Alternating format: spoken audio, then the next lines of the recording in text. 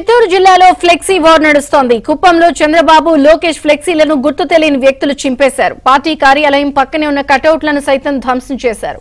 ఫ్లెక్సీలను ధ్వంసం చేసిన వారిపై వెంటనే చర్యలు తీసుకోవాలని టీడీపీ శ్రేణులు డిమాండ్ చేశారు.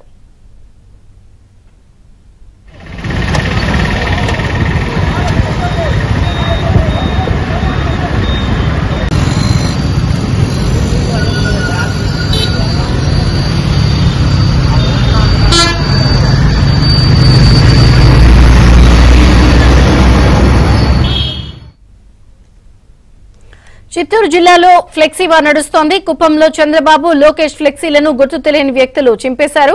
మరిన్ని వివరాలు మా చిత్తూరు ప్రతినిధి మనోహర్ రెడ్డిని అడిగి తెలుసుకుందాం. మనోహర్,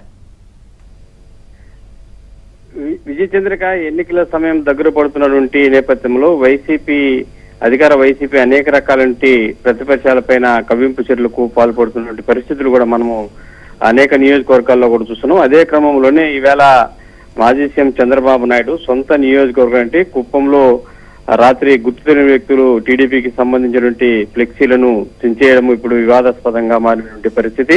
సాక్షాత్తు కుప్పంలోని టీడీపీ పార్టీ కార్యాలయానికి కొన్ని అడుగుల దూరంలోనే ఉన్నటువంటి భారీ ఫ్లెక్సీని గుర్తు తెలియని వ్యక్తులు రాత్రి పూర్తి స్థాయిలో దాన్ని చించివేయడం జరిగింది. అదే నేపథ్యంలోనే పార్టీ కార్యాలయానికి ఆనుకున్నటువంటి మరో బ్యానర్లు కూడా చించివేసినటువంటి పరిస్థితి. అయితే గతంలో మనం చూసాము, చంద్రబాబు నాయుడు కావచ్చు, లోకేష్ కావచ్చు, ముఖ్య టీడీపీ నాయకులు కుప్పం పర్యటనకు వస్తున్నటువంటి నేపథ్యంలో వైసీపీ శ్రేణులు కావాలనే టీడీపీ శ్రేణులకు సంబంధించిన ఫ్లెక్సీలను చించివేసి అనేక రకాల వివాదాలు సృష్టించి అనేక మంది పైన కూడా దాడులకు పాల్పడినటువంటి వ్యక్తులను వదిలిపెట్టి ఎవరైతే బాధితులు ఉన్నారో టీడీపీకి సంబంధించిన వారిపైనే కూడా కేసులు పెట్టినటువంటి పరిస్థితి. మరి ఈవేళ ఎన్నికల సమయం దగ్గర పడుతున్నాం. మొన్ననే జగన్మోహన్ రెడ్డి కుప్పానికి సభకు వచ్చినటువంటి నేపథ్యంలో ఇక 2-3 రోజుల్లో కూడా కుప్పానికి నారా లోకేష్ తో పాటు పార్టీ అధినేత చంద్రబాబు నాయుడు, అదేవిధంగా పవన్ కళ్యాణ్ కూడా రానున్నటువంటి నేపథ్యంలో